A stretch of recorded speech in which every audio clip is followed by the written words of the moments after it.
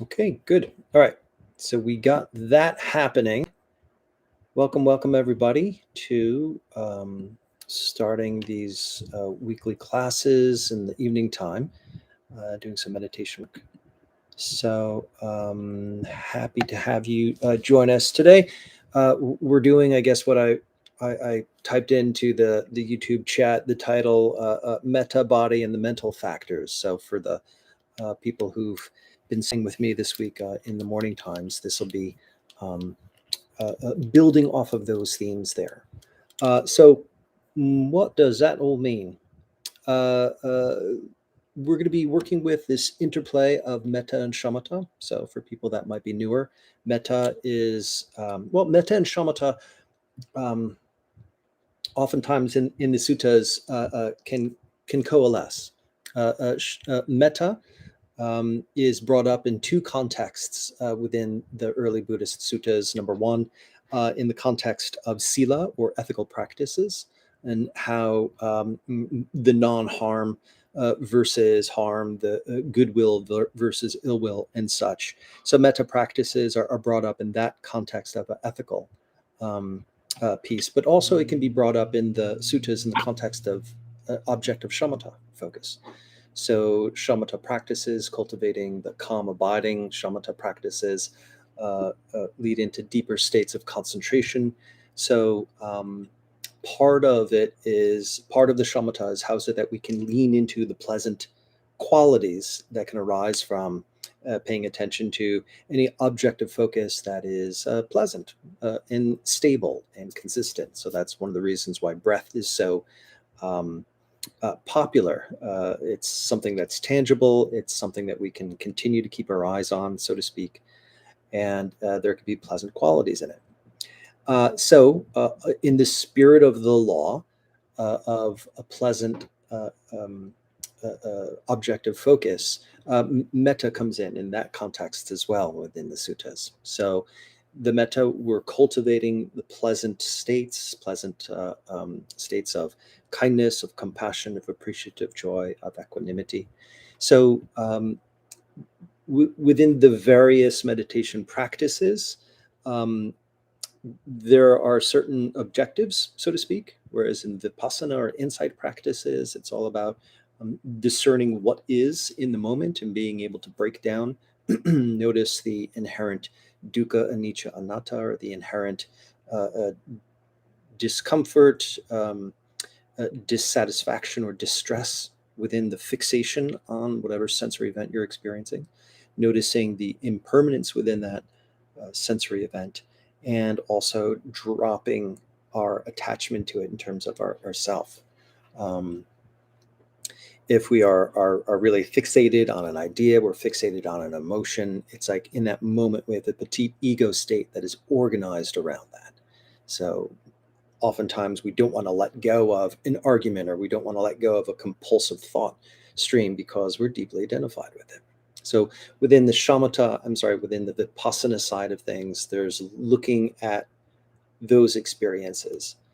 So there's this real discernment that's very, very strong and takes the lead. Whereas within both shamatha and metta, the objective is more cultivation.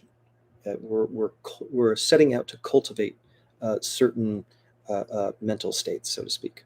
Uh, so what we're going to do is we're going to be looking at this metta shamatha, and we're going to start off working with the body.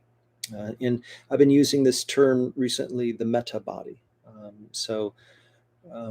If we sit here and we are aware of our states of proprioception, that is the mind's ability to map where the body is in space. I have a sense of where my head is, where my shoulders are, where my hands are. That's how we can ideally move through the world without bumping into each other and knocking things over. It's that proprioception.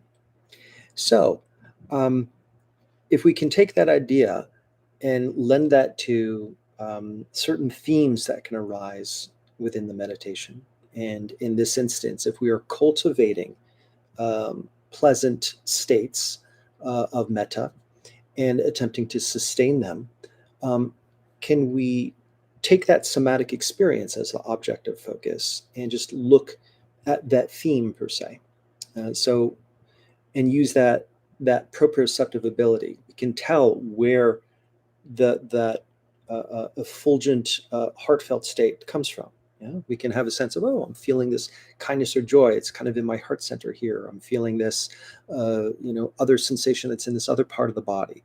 So we can use this proprioceptive ability to discern where this metta body is, so to speak.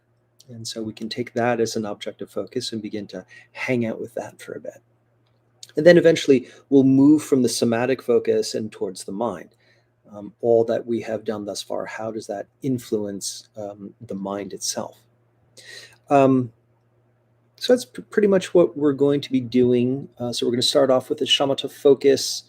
We're going to do this shamatha metta blend, so to speak. And part of the secret of what you would like to do is cultivate this positive feedback loop. When we notice something that's pleasant, you really want to give yourself permission to appreciate the pleasantness of that. Yeah. If we can discern qualities of kindness or qualities of compassion, there can be that can be pleasant, and that can create a moment that we appreciate. We give ourselves permission to feel that pleasant, which creates another moment of pleasant, thus creating this positive feedback loop. And that's how some of these positive states can sustain themselves, and we can begin to abide in them and build on them in a deeper way. So I will give us a guidance throughout on how to do this, and then we'll do a little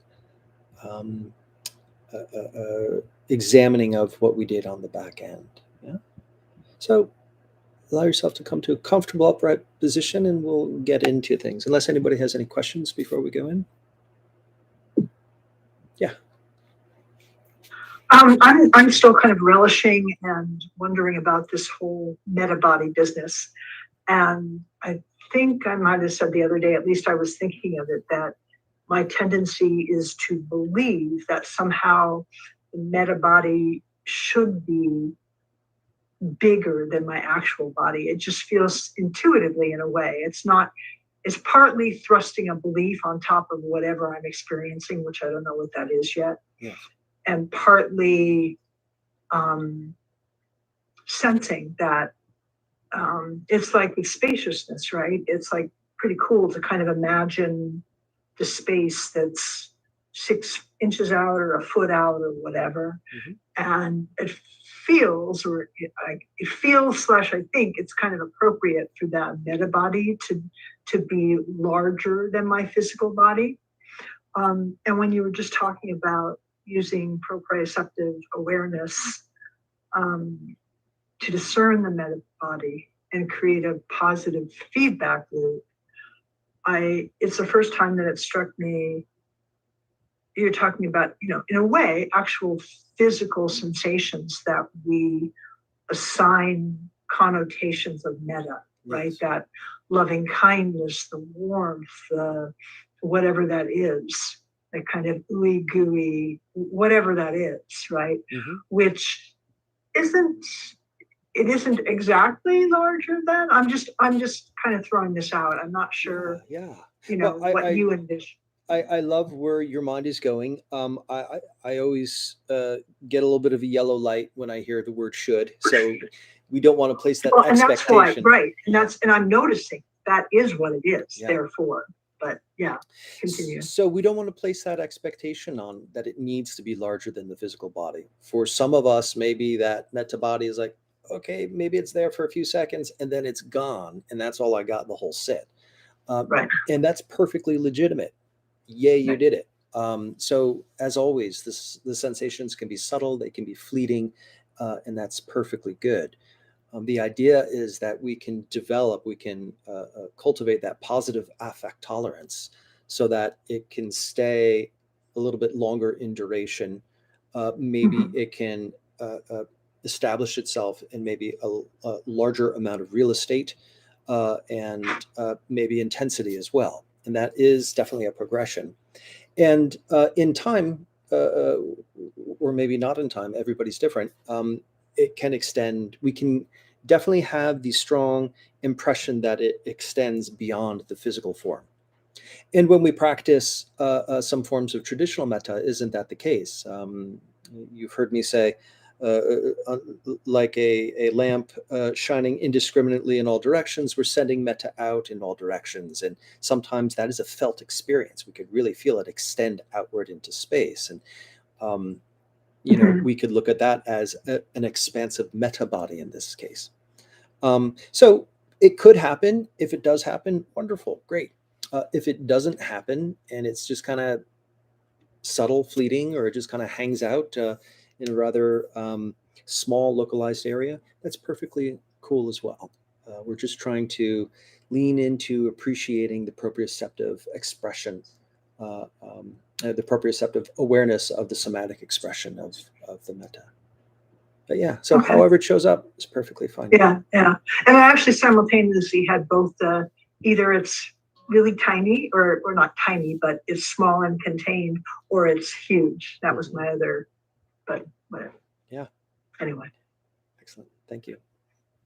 Okay. Thank you. Let's get into it. Allow yourself to come to a comfortable upright position.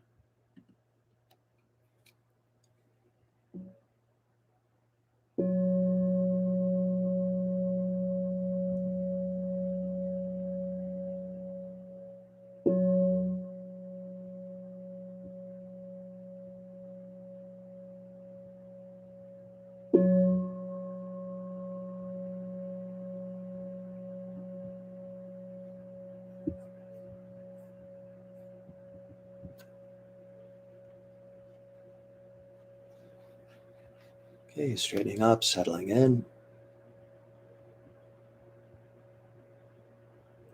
Take a moment to explore into this body and notice what's naturally present for you.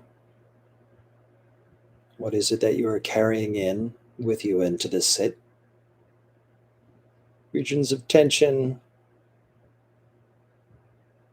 regions where it's difficult to discern what's going on. The impersonal pressure on pressure feel out sensations, the more personal and emotive feel in sensations. Just allow them all to be there.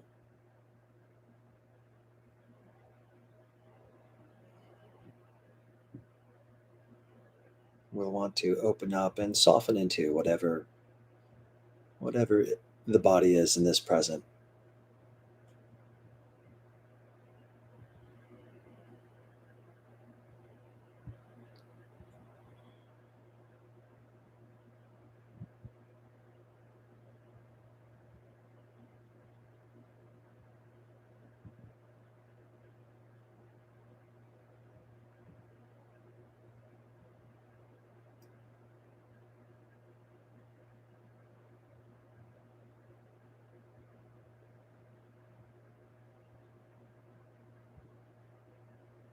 And we can begin to turn towards a shamatha object of focus. So whatever that is for you, that when your attention alights upon it, it can rest into it. And it's somewhat of a consistent and pleasant experience. I'll be giving direction on the breath, but feel free to work with whatever feels appropriate today.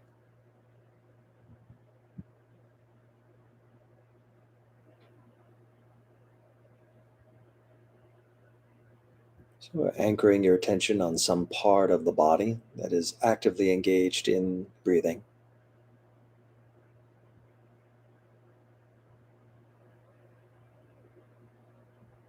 Be it the nose, the throat, the lungs, the belly.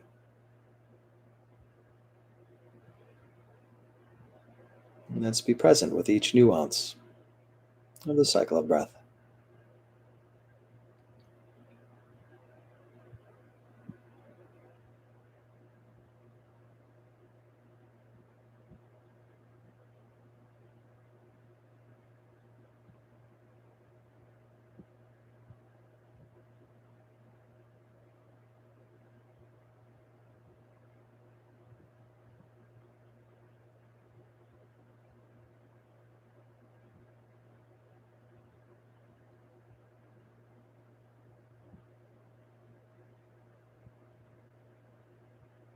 Not merely observing the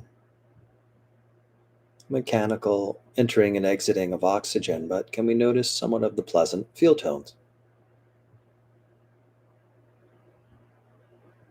What qualities begin to emerge that we can discern within the body? The in breath may have a little bit more of pleasant hedonic tones, qualities of energizing wakefulness. That second half of the breath may have more qualities of relaxation, relinquishing, and release. Just attune yourself to the subtle, pleasant feel tones that can arise from attending to the breath in this fashion.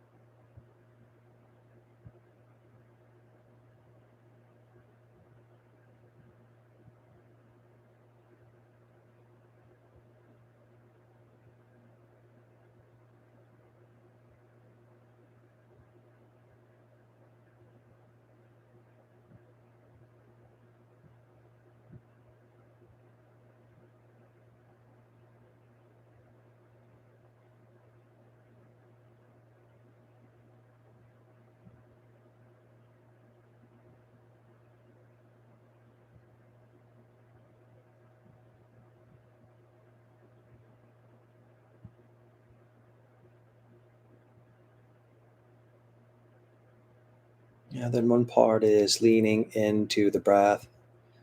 These qualities that can have effect, this effect on this mind body experience. Shamatha is about cultivating a calm abiding, a pleasant abiding. So we're discerning these qualities that can arise from attending to the breath in this fashion. And then there's also our response. This is where the metta can begin to come in. As we are noticing whatever is happening within the body, can we flood that with a little bit of kindness?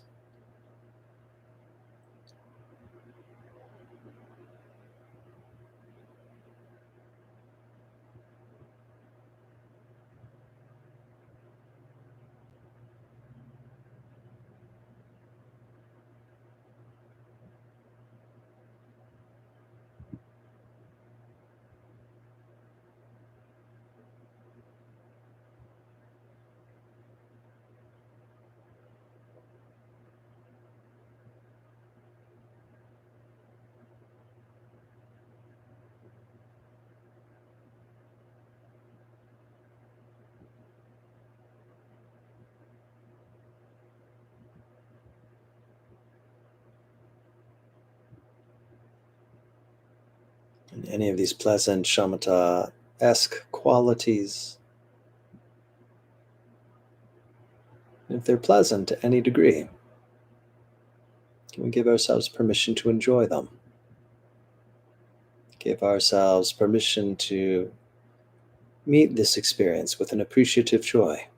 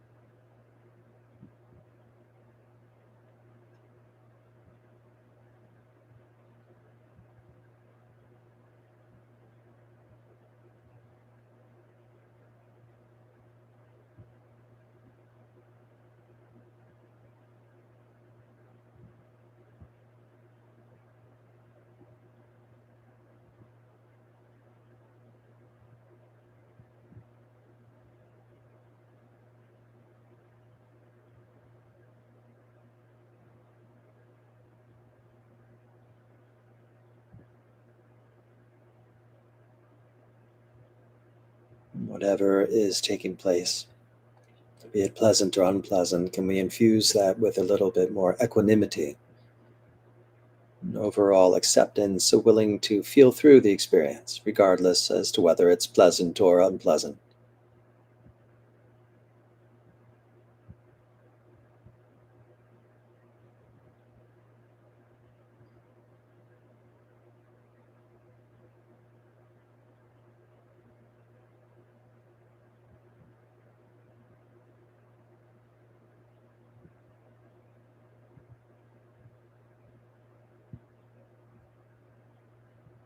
So the shamatha is asking us to pay attention to the pleasant abiding components. And the metta has this adaptive response. If something's unpleasant, we can lean more into compassion. If something is pleasant, we can lean more to the appreciative joy, the equanimity, the kindness are just given.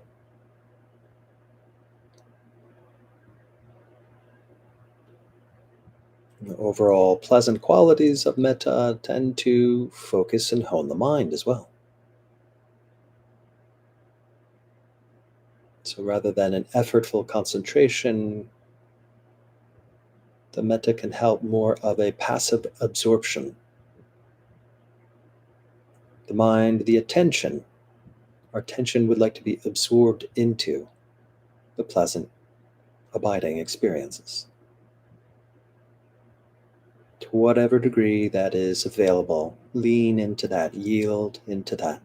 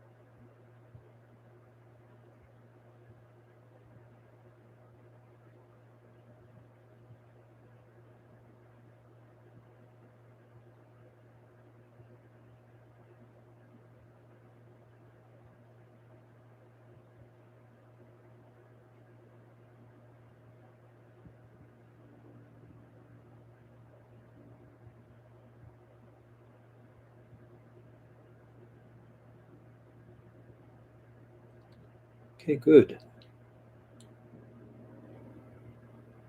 Now we can explore this form of the metta body. That is to say, can we open up, free float within this physical form of the body? Notice where any of these felt experiences of metta or metta adjacent qualities may be. Any of the pleasant qualities, the pleasant sensations. Allow all those to lump together into this theme that we can refer to as the metta body. Now then, this proprioceptive awareness of the Metta body. Allow yourself to just scan through, notice the boundaries, the borders of these sensations.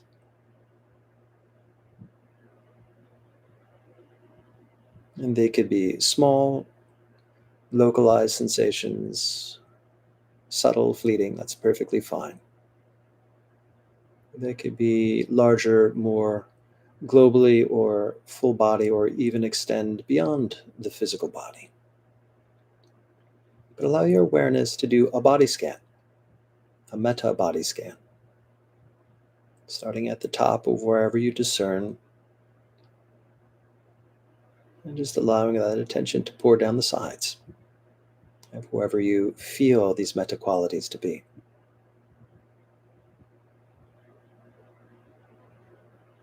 And know you're not doing it wrong. You're doing it perfectly fine.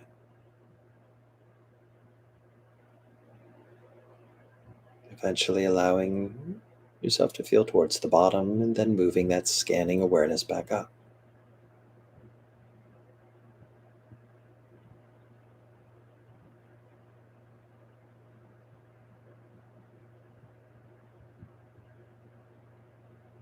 It's okay to not be sure. It's okay to guess. Give yourself the benefit of the doubt. Scanning, discerning the presence of the Metta body.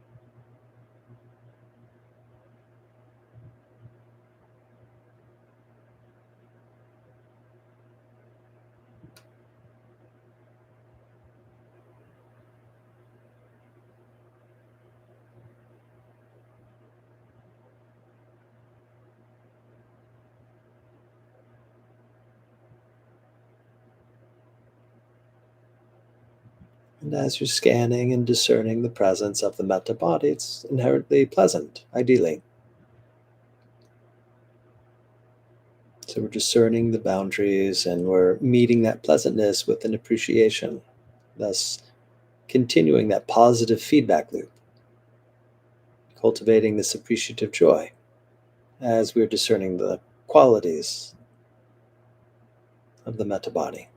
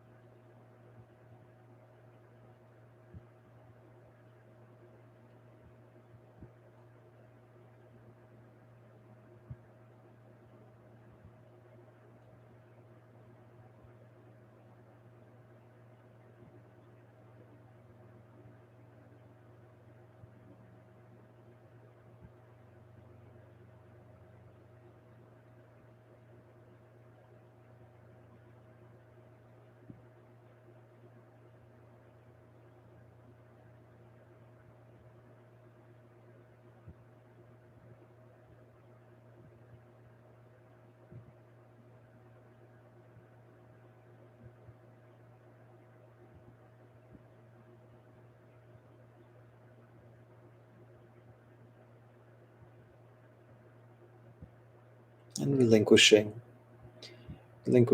any fixation on thought, on qualities of craving, aversion, any of the hindrances.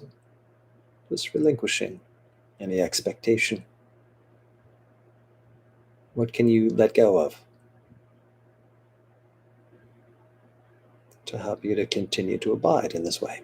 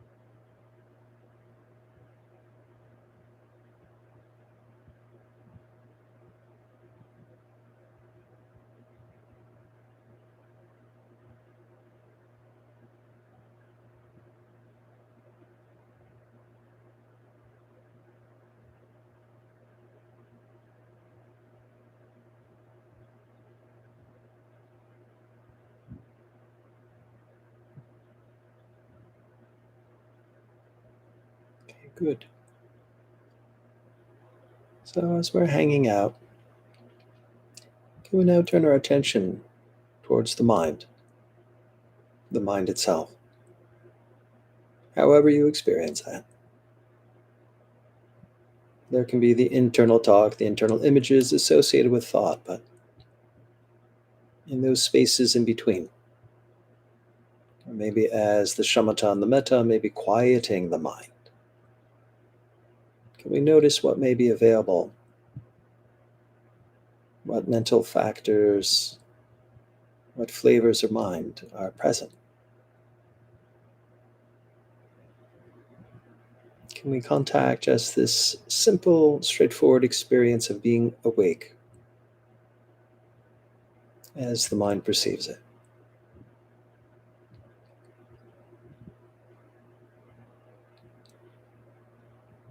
The mental factor of jivi, tindriya, and life faculty. The simple experience of being alive, awake. How is that present within the mind? How does the mind experience that?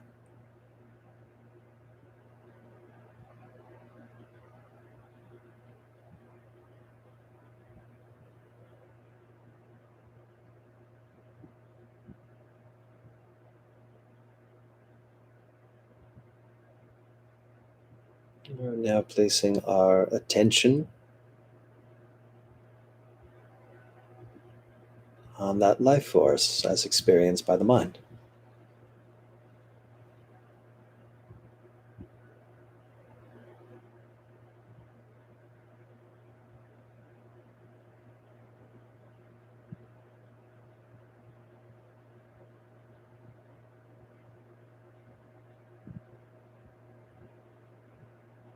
Qualities can be very brilliant, light, awake, vitality,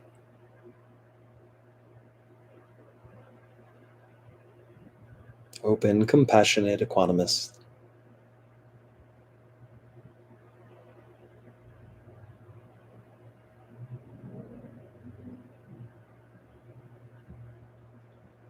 This overall influence of hanging out with, cultivating and hanging out in the Metta Body, how does that influence the experience of mind?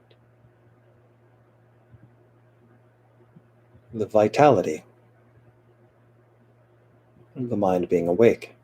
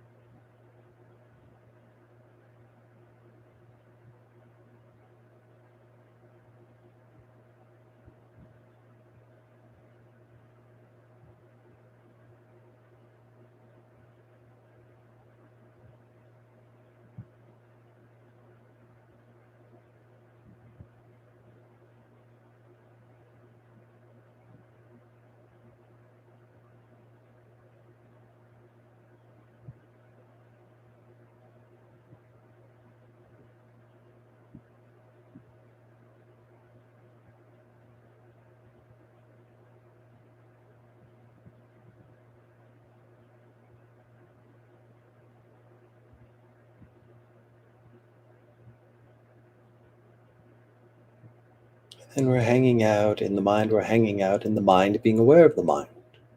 And these qualities of awareness.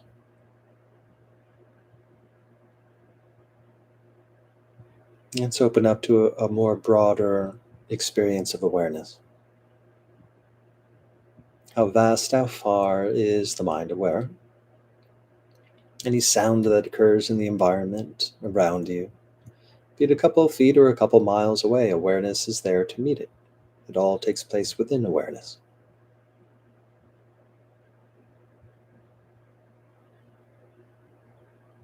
And it's possible as we have this open, more vaster focus, a perception of the Metta Body may as well begin to expand outward into spaciousness. Possibly, maybe not, that's fine. But allow yourself to be open to that. As we can rest into a vaster awareness,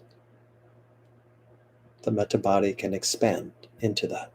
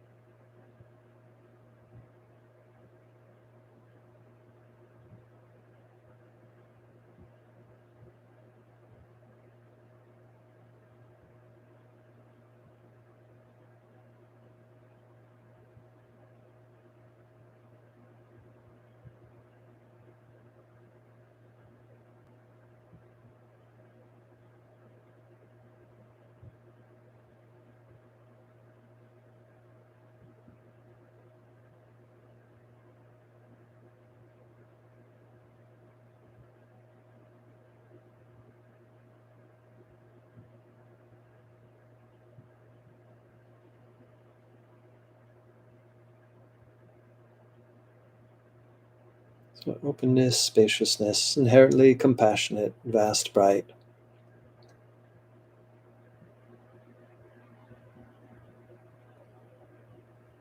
Any thoughts or distractions that occur within this have the potential, the possibility to self liberate. That is to say, they rise and fall, just like the sound outside.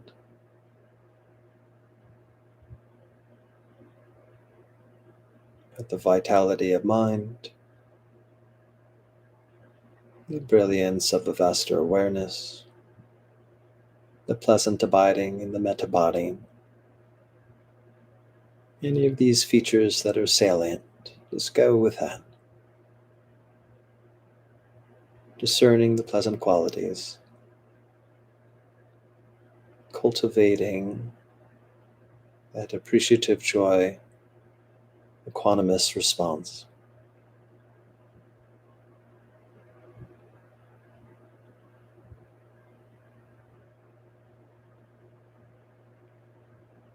Relinquishing any expectation, judgment, craving, or aversion. Just abiding, being satisfied with this moment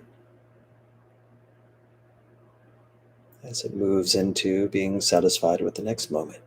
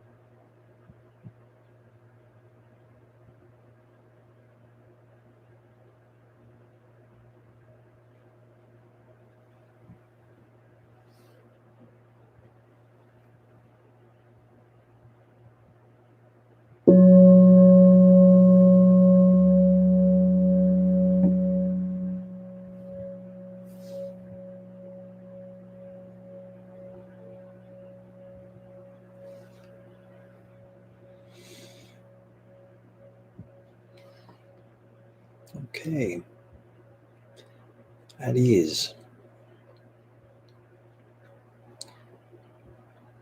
So, what we did there, we opened up with discerning what was present within the body, what we were carrying into the moment. Then we chose a shamatha object, and we leaned into that, noticing the pleasant qualities. So that was kind of the discernment piece into the shamatha. And then noticing the cultivation piece. What's our response? How are we responding to what we were noticing? So whether it's pleasant or unpleasant, we can have more the compassionate or the appreciative joy response, flooding our experience with the kindness and equanimity. That all sets the groundwork. And then there was that interplay, the dovetailing of the metta and the shamatha. The more that our attention is attuned to pleasantness of experience, the more it wants to lean into that. So that idea of concentration as absorption.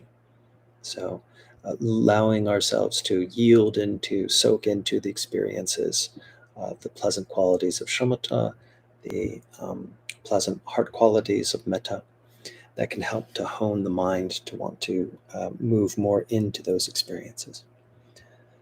Then we move towards explicitly hanging out in the body and noticing the theme of those pleasant experiences within the body.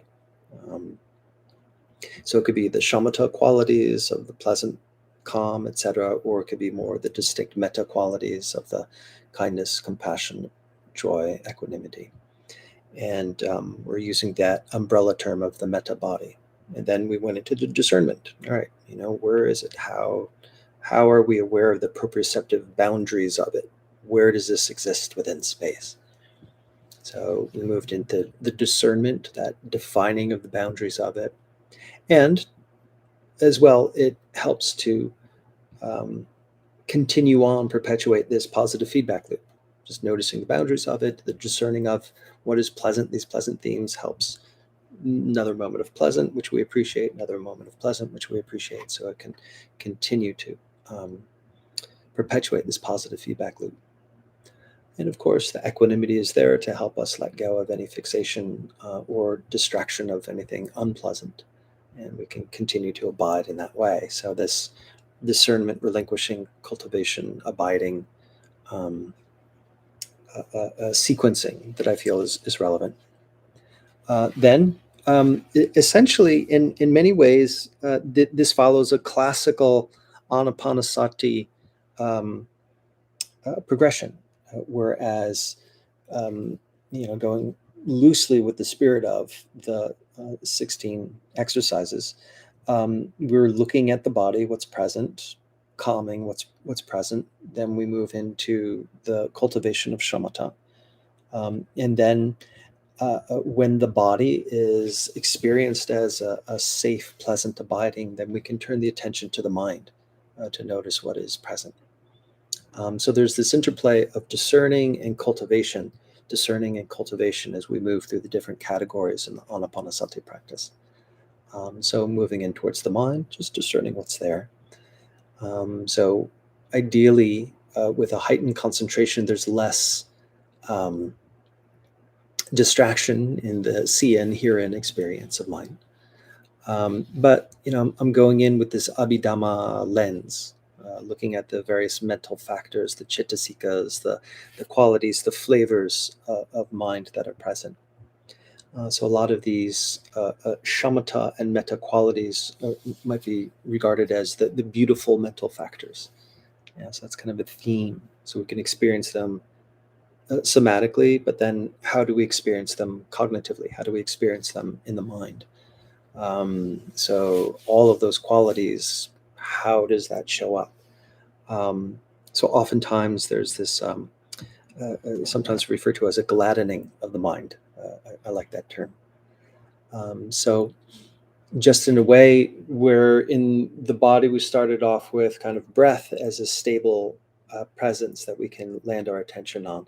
When we moved into mind, I talked about, or I put out this idea of the jivitendriya, or that life force energy quality of mind. If we can just be aware of the mind, there can just the simple experience of being awake and just leaning our attention onto that as a stable presence, hopefully, that was discernible and available to you. And then moving from there, just broadening outward into just this more vaster awareness. And again, discerning these various beautiful factors of mind. So that's the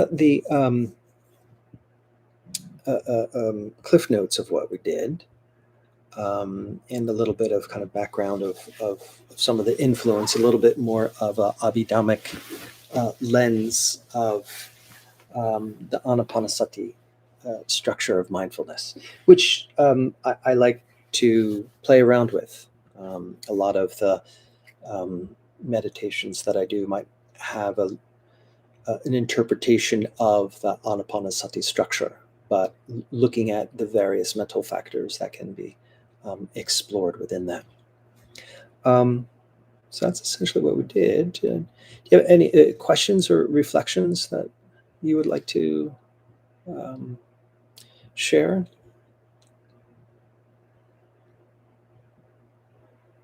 Well, I kind of did what I usually do. So, I mean, it's so nice that I've been sitting for so long with Shinzen that when I sit, um, I can just open and soften and drop into flow. And boundaries between inside and out just drop and it's flow. Yeah. Well, I'm glad, as you say, that you're glad that you have this practice. I'm glad that amidst all of that, still the openness and fluidity and flow of life, and in particular, even some of these unpleasant qualities, can still manifest this flow. And I'm assuming within that, there's a decrease of the experience of dukkha within that. Absolutely. Yeah. Yeah. So my days are really very beautiful, very vast and open and infinite, even if I'm just lying around. That's good. That's the ideal. All right. Well, thank you for coming out, and I guess we can end the class here. So let's end with a dedication of merit. By the merits of these acts and other such virtues, may we attain liberation for the benefit of all beings. We bow before those that come before us, after us, and to those who walk beside us on the path. All